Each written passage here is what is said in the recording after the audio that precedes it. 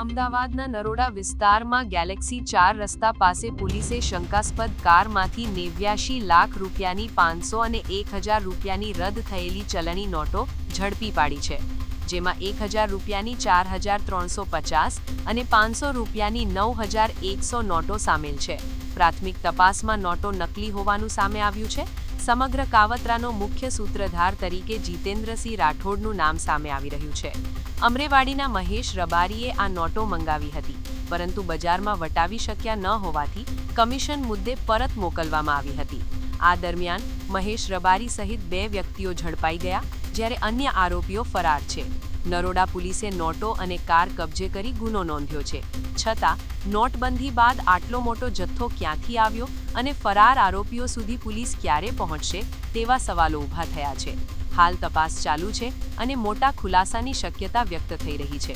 ગઈકાલે 2 માર્ચના રોજ સાંજે 7 વાગે નરોડા ડી સ્ટાફની ટીમને બાતમી આધારે એક વેગનાર ગાડીને રોકી, જ્યાં કુલ 89 લાખની જે જૂની ચલણની નોટો હતી, જેમાં 1000ના 4350 નોટો અને 500 રૂપિયાની 9100 નોટો એમ મળીને કુલ 89 લાખની જે કરન્સી હતી એ કબજે કરવામાં આવી છે. અને 2 આરોપી એમાં પોલીસ દ્વારા અટક કરવામાં આવ્યું છે, જેમાં કૃષ્ણપાલસિંહ ભાવસિંહ વિરમસિંહ સોઢા અને બીજો આરોપીનું નામ અનિલ લીલાભાઈ સોમાભાઈ દેસાઈ, જે બંને મૂળ પાટણના રહેવાસી છે. આ બંનેને સેક્શન 35(1) હેઠળ અટક કરીને આગળની તપાસ હાથ ધરી છે.